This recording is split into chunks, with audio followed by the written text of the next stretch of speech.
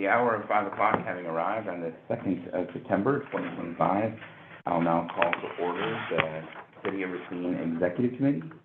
The first order of business is the approval of minutes for the March. The hour of 5 o'clock having arrived on the 2nd of September, 2025, I'll now. The first order of business is approval of the minutes for the March 28th, 2025 meeting. At this time, I'd entertain a motion to approve said minutes. Moved. Move to approve. Second. There's a motion and a second to approve those minutes. Question on those. Were those ever mailed out or sent out to the executive committee or council members? Yeah, please. No, they're posted online, but not emailed. Okay. Can those be emailed out to the executive committee members or the council going forward? Sure. You can request that. Yeah, no problem. Because I don't think they're posted until the next scheduled executive committee, correct? So the minutes aren't required to be posted in any particular time. They just eventually have to be approved. There's no deadline. So you could take all the minutes for the year and even approve them at once if you wanted. There's no requirement for it. But we do get them out prior to it being on the agenda. Okay. Communication officer in. I have a question about that also. How much additional time will be added by including a step that all of the alders have access to, that it can ease, it's not necessary, it's not required that these minutes be sent out to everyone? I'm just concerned that if we start a process like this for every communication that we have, that we might kind of boggle down the staff and time that we just don't have or can afford through budget. How much more time would something like this, if it were to be expanded to all communications through meetings, if that were to be fairly done, how much more time would there need to be added to that? I'll defer your question to the clerk. Sure, so it depends on the meeting. If it's something like council where the meeting minutes are being reviewed and reviewed by committees at the same time, every time there was an update it was required to be emailed out, then it would be super, incumbent on our time. However, if it's, when it's done, it just depends on the amount of amendments that are made before it's approved through the committee, which after that point, amendments do not occur. Okay. Let me just suggest this. So what we have on the agenda here isn't the process by which minutes are distributed. What we have on the agenda is approval of the minutes for the March 28th meeting. So if we could get back to that motion, if we could, there is a motion and a second to approve those minutes. All those in favor, please say aye. Aye. Opposed? Motion carries. Okay, the first item we have before us is item 0514-25, the communication sponsored by Alder Widener, sponsoring ordinance 0004-25, amended public comment procedure. The item before us is attached and before you, but would amend the comments that are made by the clerk before public comment begins. Alder Widener, it is your ordinance. Would you like to speak to the item? Thank you, Mr. Mayor. Before we proceed, a couple of things. Could we go out of order here? I'd like to take ordinance 0003-25 before we take 0004-25 because one kind of oozes into the other. So can we take these two items, just flip them around? Sure, I think we can. I think, okay. So we can go to item 515-25 and move to 003-25 and go from there. Thank you. Okay, before we get started, I just want to refresh everyone's memory. Back on May 20th, 2025, I submitted a communication to the council as for the procedure after having worked with the city attorney's office for several months on amending an ordinance before submitting to council. The result of my referral to the Public Safety and Licensing, there was a motion made, I don't recall who, and seconded by I don't recall who, but it was a tie vote in which the mayor broke the tie on both these ordinances to send these to the executive committee rather than to the Public Safety and Licensing Committee. So being that that was over 100 days ago, last week I submitted communication per my understanding of our process that is laid out in our legislative manual on how to proceed after an item has been 90 days in the queue.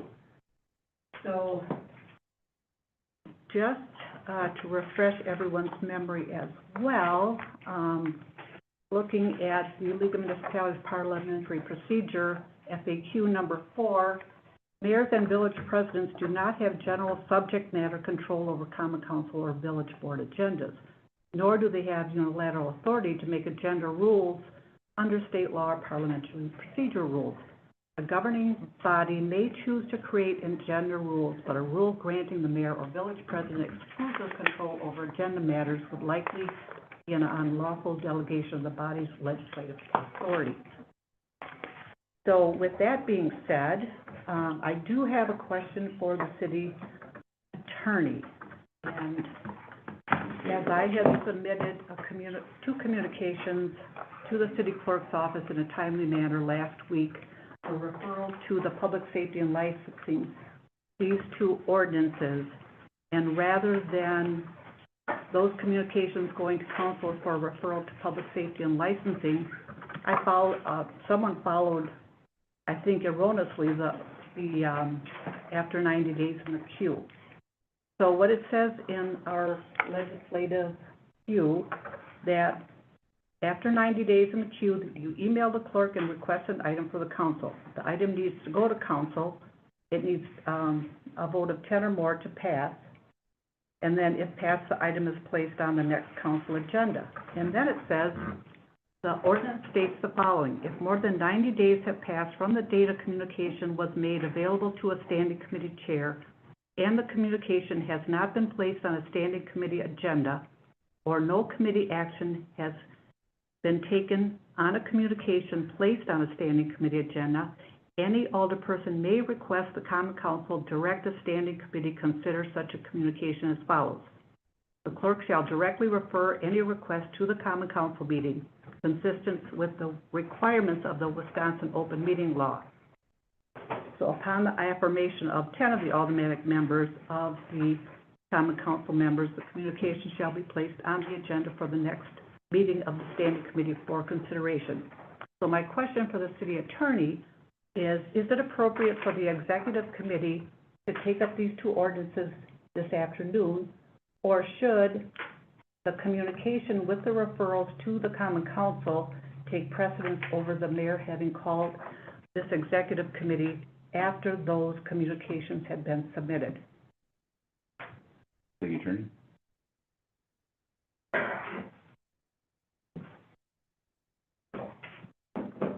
This issue was not on the agenda for discussion tonight, so I'm going on the fly here.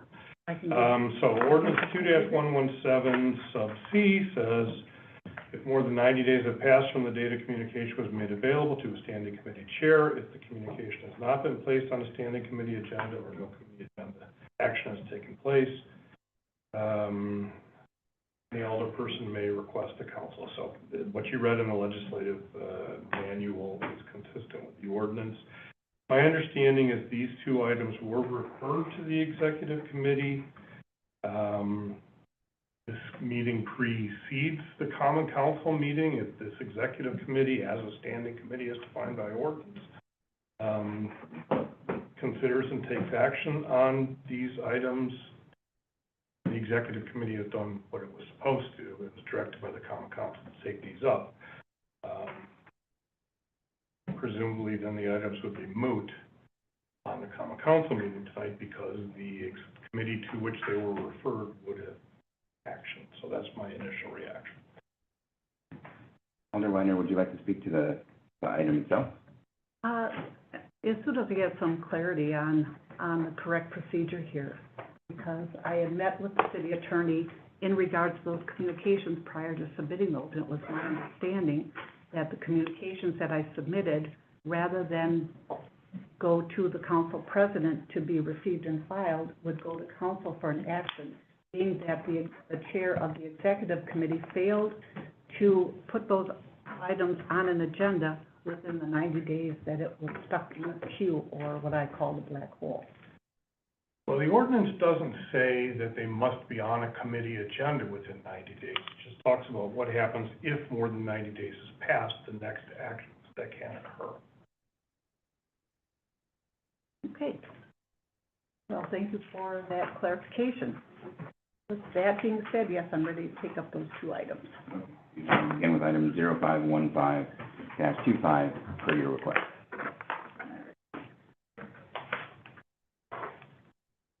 Well, let me just find it here. I have so much in front of me. So this communication, this request for an amendment to the ordinance is really intended to be more inclusive of all aldermen. The way the process works now, an individual alderman would send a communication in to the clerk and the city attorney to ask to have some language within an ordinance amended or to create a new ordinance. That is, an individual alderman can do that. I think to be more inclusive and to have more discussion and fuller, robust input on those amendments to ordinances or those new ordinances, I think before it goes to the city attorney, it really should go to one of the standing committees for discussion so that other aldermen can have some input or insight into what those amendments would be and what the ordinance would be, rather than just one individual alderman making that request. I think that would save a lot of time for the city attorney. It also would at least give a third of the council an opportunity to weigh in on their thoughts on the amendment or the ordinance prior to the city attorney's office putting the language in the appropriate legal jargon. So that is the intent of this ordinance amendment. Any other discussion? Yes, if I don't, Please speak. thank you.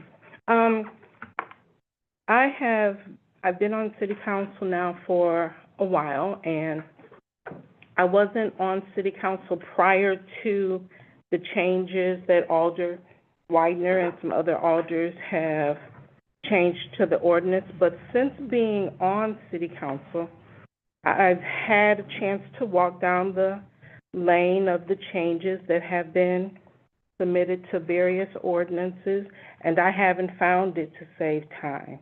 And I haven't found it to be very inclusive at all. Matter of fact, I found that there have been more meetings, there's been more time spent on meetings and discussions, there's been more rudeness and exclusiveness, not inclusiveness. We spend more money because there's more time spent and more notes and minutes, and there's more money that goes into the minutes that have to go out. And we've increased the steps that are necessary to get simple process done. I wouldn't suggest that we approve this at this time. I think that we should defer this to a future date, and allow some more time to kind of process some of the changes of ordinances that have recently happened, and rethink some of the wording that has been used to identify the process for this, because I know for sure that it's not true. So I would move that this be deferred. The motion to defer item 0515-25. Second. Seconded by Alder Land. Any further discussion on deferral? Alder Widener. Thank you. I'm going to speak against deferring this item. This is very simple language, and it's in the briefing. Under the procedure as proposed by Alderman Widener, actually Alderman Caprillion was a part of this because we started this back in February. Actually, we started it back in last October. But in February, it was first submitted to the city attorney. That discussion began, and then in May, it was referred. So it's been almost a year since this very minor language change. And here's what the language says. Under the procedure as proposed, a request for an ordinance change is initiated by an elected official by submitting a communication through the Common Council to a standing committee. If the standing committee agrees to change of the ordinance is warranted, then the city attorney will be directed to prepare the ordinance modification. After the modification is written, the proposed ordinance is returned to the standing committee for consideration and a recommendation for approval. A standing committee's recommendation for approval is then forwarded to the common council for a final action. I think this actually simplifies things, and if the standing committee determines that the amendment or the ordinance is unwarranted, then it would not go to the city attorney, thus saving all kinds of time, money, effort on the part of the attorney's office. And also, if there is a change or amendment warranted, then we have more than one individual alderman's input into what that amendment would look like rather than just one alderman. So I think this really does streamline things, and it allows for more inclusivity. It doesn't really have anything to do with rudeness or minutes or anything of that nature. It's just very simple. To defer this item after it's already languished now since last October, or initially formally since May, it's silly to defer this item when there's just such a minor change in how the legislative body performs their function as the legislators of city government. So I'm speaking against deferring this item. Any other discussion on it? So I guess I did want to add some comments in terms of what this proposes. I know of no legislative body, it doesn't mean there aren't any, but I don't know of any legislative body that once you're elected to it, you don't have the right to propose legislation, like by yourself. Even if you stand alone, right? So there's a state senator that was served in the state Senate for more than half a century, and he was way ahead of banning indoor tobacco use. I think he introduced it for the first time in the 70s or 80s, and I think he said he had to introduce it 19 legislative sessions in a row before it finally passed. But those first couple sessions, he introduced it alone, right? And I think it's important that even if your idea doesn't get adopted as an ordinance, as individual alders, as a part of any legislative body, I think you should have the right to propose an idea, however, fanciful it might seem, however outside the norm it might seem, that you should have the right to craft your ideas and your agendas and then propose it to the council and the committee. And if the committee wants to knock it down or amend it within the committee structure and be able to do that, that's the committee process. I don't want to oversimplify it to sort of a schoolhouse rock, I'm just a bill, how a bill becomes a law sort of thing. But I don't think it should require alders getting basically consent from other alders on a committee to propose an idea. I mean, again, it may not win the day, it might get proposed and fail for lack of a second. But you were elected by your constituents to propose ideas, be they good or ill, and then it's on you as a member of a legislative body to build support. But I certainly wouldn't want to hinder that. Now, having said that, there have been a lot of legislative changes that have been made in the last year in a way that I would argue has been more disruptive than helpful. But if we're going to revisit what procedures are on how to introduce bills and how they get communicated, I too think deferral makes sense, and maybe we should solicit input from other members of the council to see if they want to revisit how we do standing procedures. But I certainly would not advocate for taking away an individual alder's right to propose an idea. So I think that's important. Alder Mack. I concur with sentiment that we don't want to take an individual alderman's rights away to introduce something. And in this, and I didn't come ready to speak on this one way or the other. I've been listening and processing the conversation. The alderman still has the ability to introduce and send in a communication saying they'd like to make a change to the ordinance, and this is the gist of it. I guess the step that's taken out is instead of having staff attorneys spend who knows how much time crafting an ordinance that may or may not see the light of day, is the difference in this.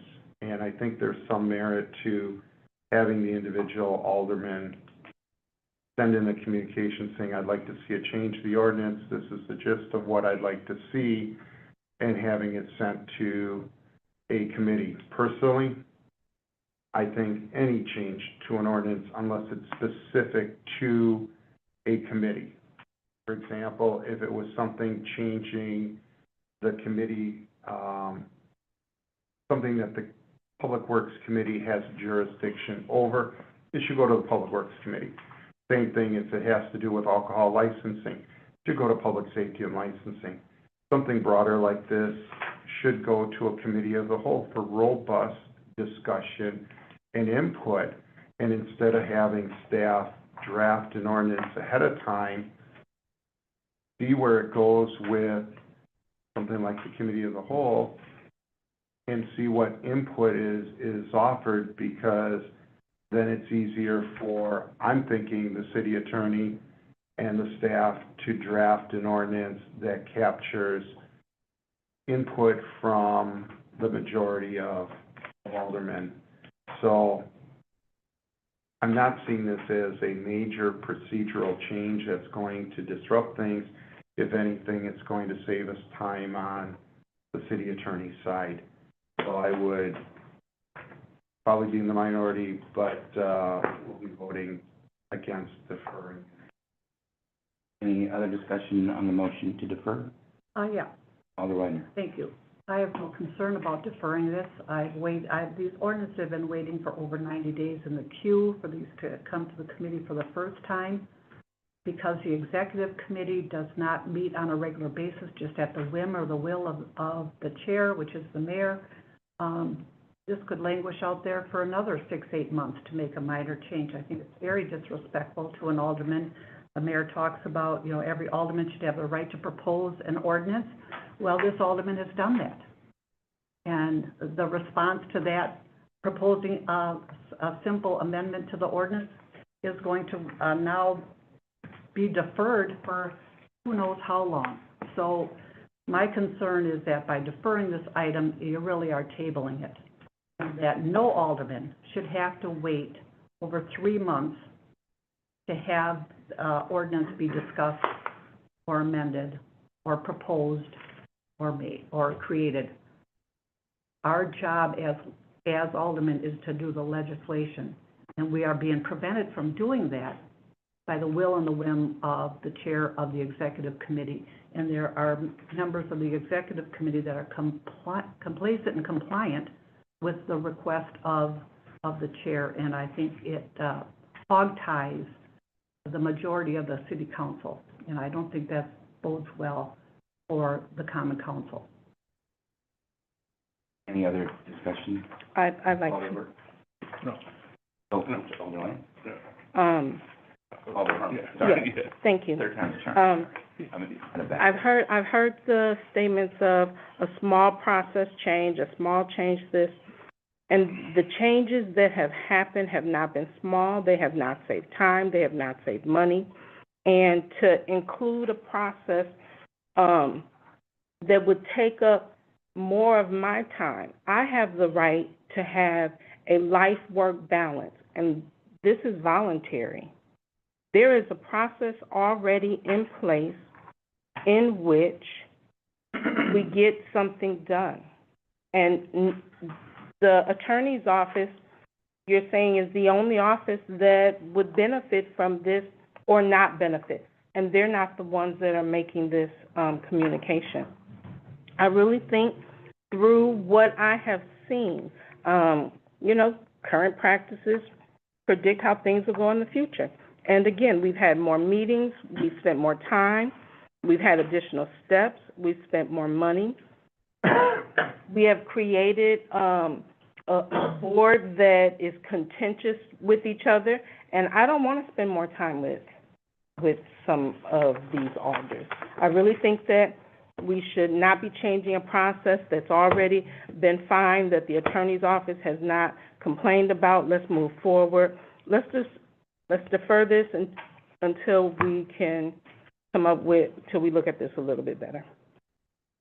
Alderman, for a second time. Yeah, I'm confused. We're talking two different things. We're talking previous changes, and I'm hearing we've had more meetings, and I don't recall there being more meetings as a result of the changes to the ordinance that was before. We haven't had a committee of the whole meeting since April. Committee of the whole meetings weren't driven by the changes in the ordinance. They were driven by topics that were coming up. This is the first executive committee meeting since March 28th, and we haven't had additional committee meetings. So I'm confused by that. Here again, you know, well, first of all, we're not volunteers. We do get paid to do this. You can be a paid and volunteer. The bottom line is really, one way or another, you know, either the staff puts the time in on the front end, they put it in on the back end. If they put it in on the front end, they may have to make changes to what they've put together, and I've seen that happen. I'm thinking that creates more time and more effort too, so it's, you know, either on the front end, either on the back end. Really, it's up to the council to decide where we want to go with this, and if it's worth saving some time on the attorney's end on the front end or not, so. Looks like we do have we have 3 alders on the committee who have spoken twice, so that, I do want to open it up to other I alders do have a that are here. question. State your question. My question would be for the city attorney. Would it be appropriate in the executive committee for the committee members to look at the language that's being proposed in the ordinance and make revisions to it?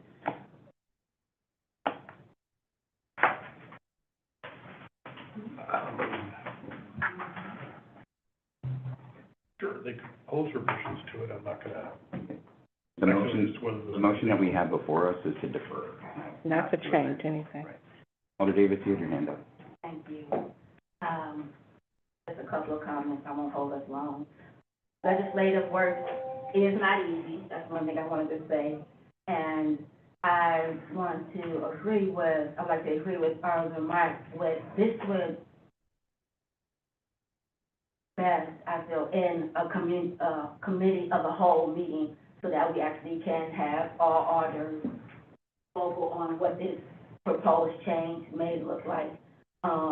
That's it. Yeah. I know I can't vote on the deferred part, but I just want to put my voice in there. That's what I would like to see, if that can happen. Other alders who are here who'd like to comment? Alder Allen. Hi, so this is obviously my first meeting, attending this kind of meeting. And I think it's an appropriate place to make this statement because it seems to be a theme. To speak to what Alder Harmon said about contention, I have not, and since Alder Wagner, this seems to be a theme that you say a lot. You and I know for a fact, we've never had a conversation, right? I've had a couple of conversations with a few of the alders. I'm very intentional. Is she speaking directly to me? No, I'm just saying. No. Well, I'm saying, I have not had an opportunity to speak with every alder that is on our council. And so I would say that personal knowledge of how I think and what would influence my vote or my position on something is impossible for anyone to discern without knowing me personally, right? So I think that when we decide or we consider how someone is casting a vote or presenting a position, that we leave personal commentary out of it, right? I vote out of my own consideration and research, and the more that I learn, the more I'm able to cast a vote. I don't need Snickers on faces or any of that. I make a vote based off of the research that I do and the conversations that I have with people in my district, right? and then I go and I do research, the way I do. To suggest that I'm making a vote because I'm being coerced or directed or anything to do that, not only is it a libel statement and slanderous, and it seems to be a lot of that out there, I take complete offense of it because it suggests that I don't have a brain in my own head.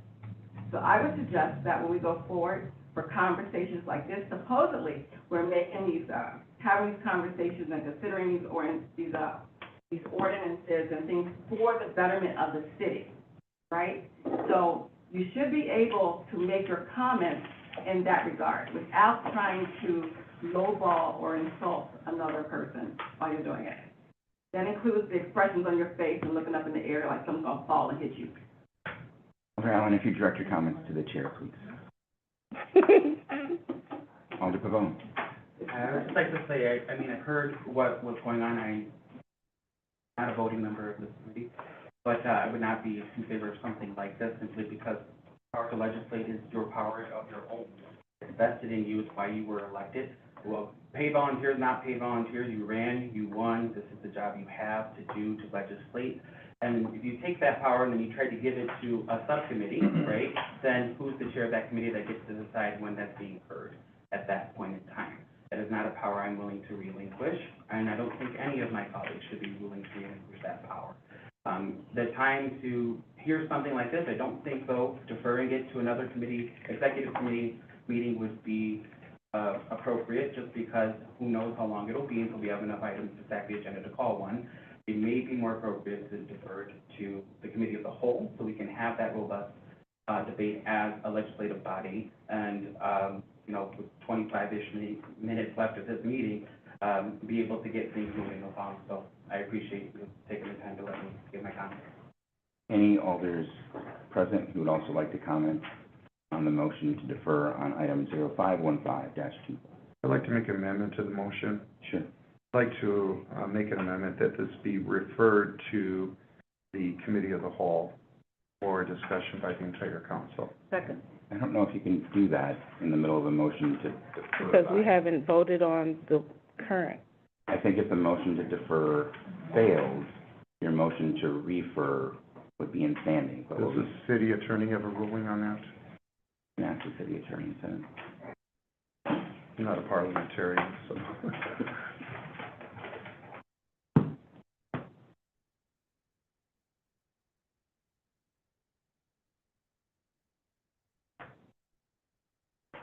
The motion to defer takes precedence over the motion to refer. Okay, thank you. And I don't have anything to withdraw because It's not in order at this time. Okay, any further discussion? I'd like to make amendment to the motion to defer. I'd like to have a date certain to when this item would be deferred to.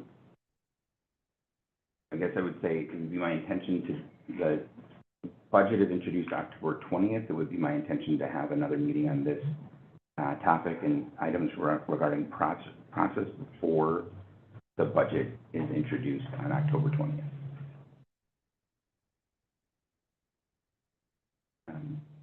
Get a date for that? Prior to October 20th, I can say that much at this point. What we have before us is a motion to defer. All those in favor of deferring, please say aye. Aye. Opposed? no. No. For 3 ayes and 2 noes, the motion to defer carries. We'll move on to item 0514-25. Alder Weidner, this was your also proposed amendment to change the statement that's read by the clerk before public comment. At the council meeting, this is item 0514-25, ordinance proposed 004-25. Would you like to speak to your motion? Thank you. Yes, I would. As in the previous item, this item was a result of a communication that was submitted to the council on May 20th. That too resulted in a tie vote with the mayor raising the tie to send this to an executive committee rather than to the Public Safety and Licensing Committee.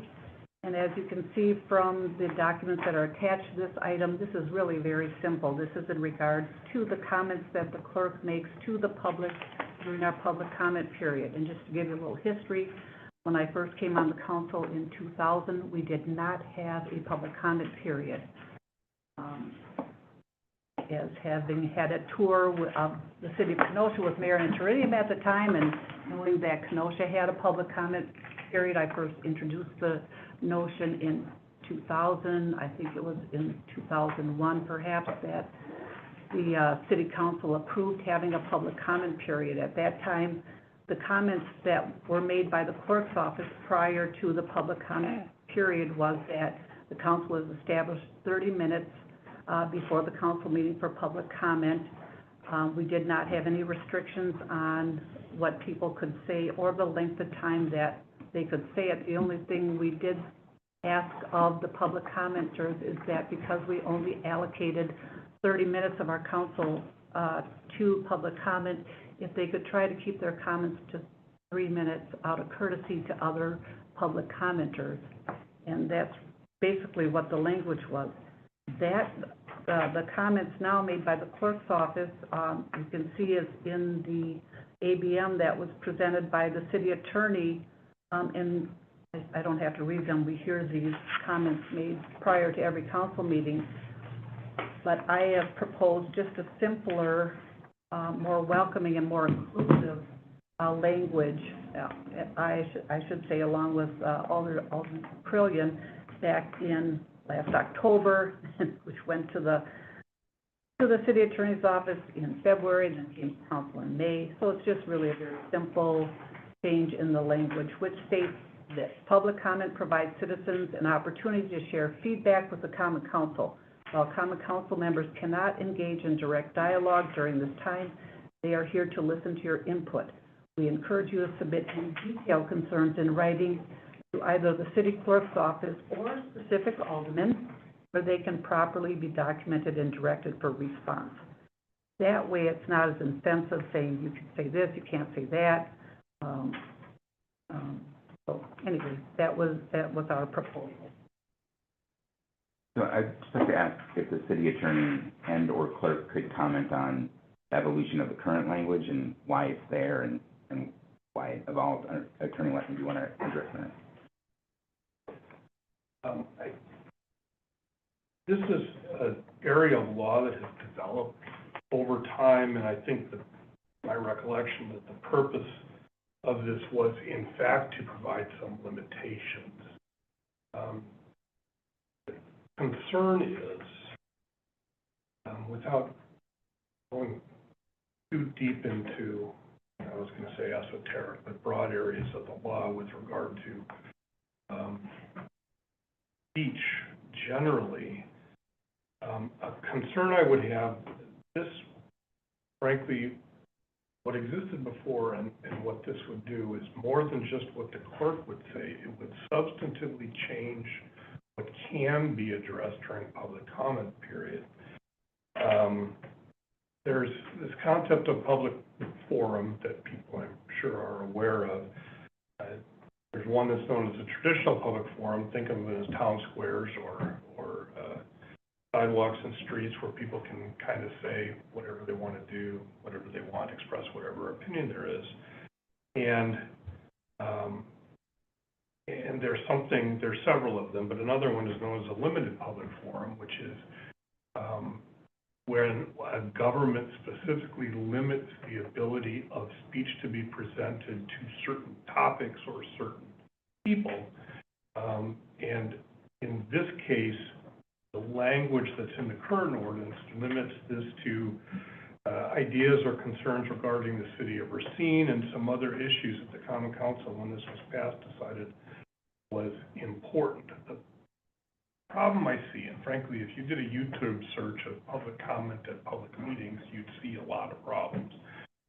In a traditional public forum, people can say anything they want to say, and that is a good thing in a number of circumstances. But if the Common Council chambers were to turn into a public forum in that sense, a traditional public forum, people could literally say anything they want. Think of the most vile, offensive, hateful kind of thing, whatever it is you think that's possible. There would be no preventing that. People could do that. The chair couldn't gavel them down. They couldn't prevent somebody from saying like that. This, by the council designating this as a limited public forum, has said these are specific areas that we want people to talk about. there's, you know, an order of precedence, we're seeing residents first, business owners, so on. I mean, and frankly, other municipalities either don't have public comment periods or limit them significantly more than this. Some say you can only talk about things that are on the agenda. Some say you can only talk about things that aren't on the agenda. It's whatever that municipality decides they want to do. So I frankly do have concerns about that at some point somebody's going to say, stop talking about whatever that thing is. And there's a potential that we would get sued and face a pretty significant civil rights lawsuit. I mean, honestly, it does concern me. There's reasons for limiting. If the Common Council as a public policy decides they want to do that, that's your decision to make, but that's a concern that I have. Okay, could you also comment on the language about not commenting on, individual claims, citations, appeals, or lawsuits, and why that's important? Well, I'm always worried about talking about litigation strategy as the attorney for the city and public. If people are talking about whatever it is they want, you may want more information and try to only hold those in closed session. Good reason. Question for the attorney. Go ahead. So, Attorney Letton, you've been around for a long time, and prior to this language, I don't know when this was added to, can you recall any time when the public commenter had gotten out of control, where they had to be asked to leave the council, or if they had to be gavelled down, or anything of that nature? People are usually pretty civil, aren't they? Most people. The world feels like it's a different place than it was 10 years ago. I mean, I do frankly recall a couple of times the mayor gaveling somebody down. They were out of order. You're right, though, it doesn't happen that much. It hasn't happened that much, but on the other hand, we have these rules that are stated ahead of time, so people understand what the rules are beforehand. Well, my other question is, should we go back and look at the numbers of people that have signed up for public comment periods prior to the change in language to what we have today as far as people signed up for public comments? Do you think it's possible that this controlling language that now exists has contributed to the lack of public input or public engagement? I have waited. Thanks for that question. I have no idea. Alder Allen. I appreciate some of the statements. I'm going to just speak out of my experience working in HR. So when you're in a business or office environment, we all have that language because of it, and we don't feel not included at work when our HR person or board us and says that there are certain behaviors and topics and things that you can do or not do in the workspace. That does not keep us from feeling not included at work. I also feel that in some regards there is a reason to look at things that were happening or not happening before language changed. But then we also have to come to where we are in 2025, where our political climate is different. And people are a little more aggressive in their speech and the things that they want to talk about and things that they want to state. So to remove any behavioral advice to people before they speak, I think would give an opening. And it only has to happen once. You know, it doesn't have to be an ongoing occasion. It can be just somebody coming in and wanting to express and wanting to curse us out and I don't believe that. I mean, I signed up for a lot, but I didn't sign up for that. And I expect to get it sometimes, but I don't expect to give it permission in advance. And I feel that's what we would be doing. Keeping this language, we have not seen anyone not be able to come forward and express themselves. I've observed Common Council meetings for 2 years now, and prior to coming on the council as a member. And I've not noticed that anyone feels suffocated or censored to the point where they can't get their point across. And the idea that they would be able to then communicate with us after, though, and send maybe to myself or any other alderperson, you know, some more in detail context of what they were speaking to during a public speaking event I think is a great idea. But to give open season to create that in that space would do us a disservice. It's dangerous right now, to everyone, because again, of the political climate that we're in. Alder Land. Yes, I've been to meetings where I don't feel like the public is restricted by this language. So when there's Not at all. something they want to talk about, they're there. And I've been there with a full council and everybody, with the whole seats were taken and people Mhm. talking about a certain subject. We even had a vote to let the public speaking go longer so that everybody could be heard. So I don't think this language restricts them from speaking their piece. Alder Mack. You know, we see public comments ebb and flow depending on what the topic is, what the issue is out there. And, there may be meetings where we see one or two or maybe nobody show up.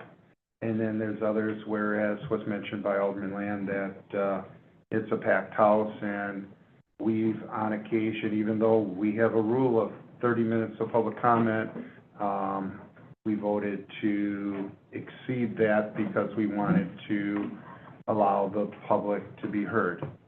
I've heard comments that, quite frankly, I think have crossed the line. I've kind of looked at the mayor, but I have found him to be, for the most part, extremely patient, especially when the attacks are centered on him.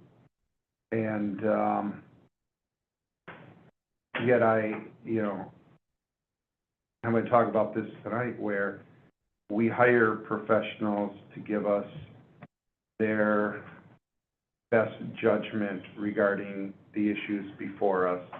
And in this case, I think the city attorney has made a strong case for retaining the language. While I find it cumbersome, while I might get tired of hearing it week after week, it might be a good reminder for the public to maintain some decorum within our body.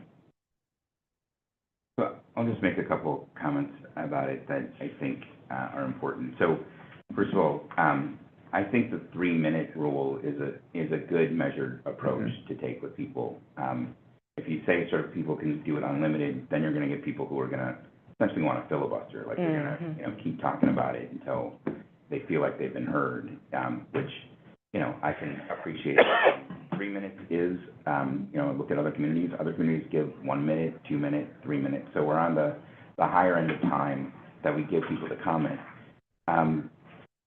And I could be wrong, I might be misremembering, but I don't remember a time that if 40 people came to speak, that's, 120 minutes.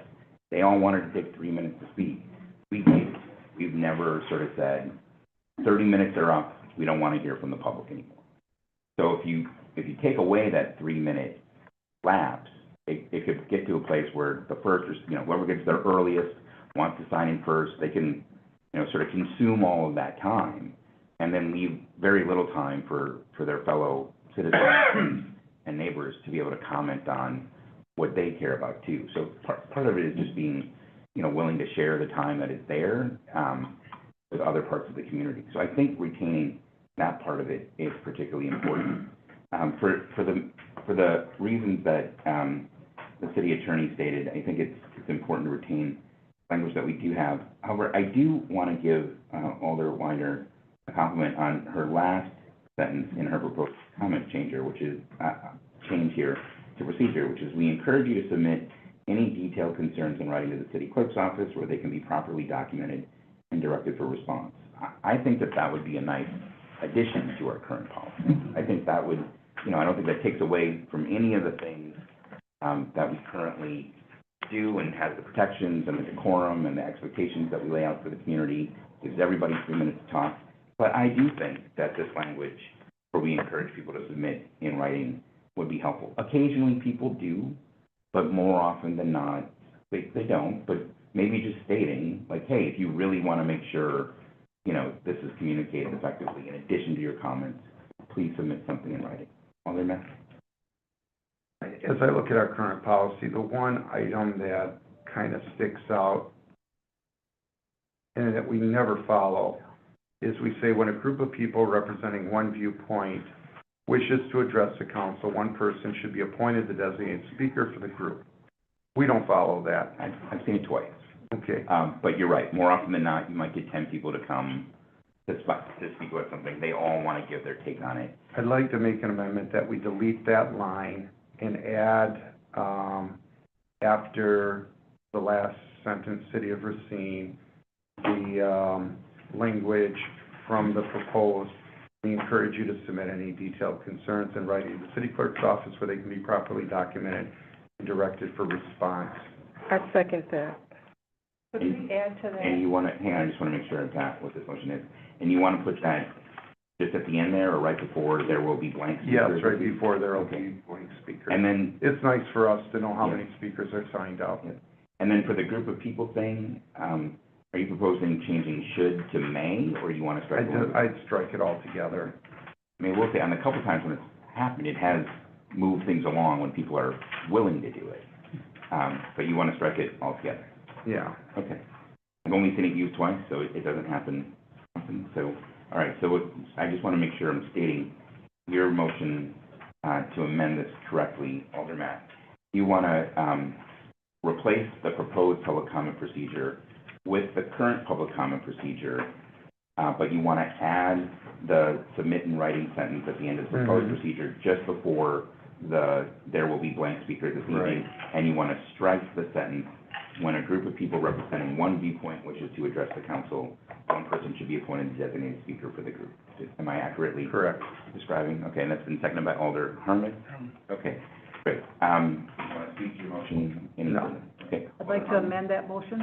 Okay, okay, an amendment to an amendment is in order. What's your proposed amendment? So just to add, in that last sentence, when you submit communication to the clerk's office or to your alderman.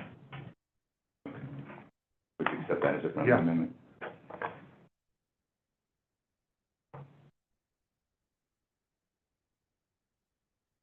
It's been accepted as a friendly amendment. Does the seconder agree to it as a friendly amendment, Alderman? Yes. All right. Any further discussion on the amendment as friendly amendment, Alder White? I just have a question on the protocol or process for the city attorney regarding this. I think I have to refresh my memory. I believe that the language that was originally proposed and that ordinance change came to your office, and then you sent it back to the alderman making the request. So those changes that were made were approved by your office, or, I don't want to say recommended or necessarily approved, but there was no advice provided as to how it should be changed to comply with the state statutes or that you referred to? Well, I was referring to broad constitutional principles. You're right. I mean, this would be lawful as written, It would be lawful. and my advice would have been issue a policy, and I'll be honest, sometimes I don't think you want to hear from me on policy issues. Well, I have to respond to that. I don't know why you would think that, Mr. City Attorney. That's what we pay you a lot of money for, is for your advice on these items. And that's why when the amendment on the language came back to the makers of that amendment, we thought that it was something that would be compliant with the city attorney's office. That just needs to be said. We do have an amended item before us. It's been moved and seconded with a friendly amendment that was accepted by the maker of the amendment and the seconder. Any further discussion on the amendment? And just to be clear, to state what the amendment is, it replaces the proposed public comment procedure with the current public comment procedure, but strikes the sentence, when a group of people representing one viewpoint wishes to address the council, one person should be appointed the designated speaker for the group. And then just prior to the last sentence in the existing public comment procedure, before it reads, "There will be blank speakers this evening," they're inserting the language, "We encourage you to submit any detailed concerns in writing to the city clerk's office or your alderman, where they can be properly documented for response." All those in favor of that amendment, please say aye. Aye. Opposed? That motion carries. It does seem redundant, but it is an amendment to the main motion, so now I do need us to move again, to vote again on what we just amended.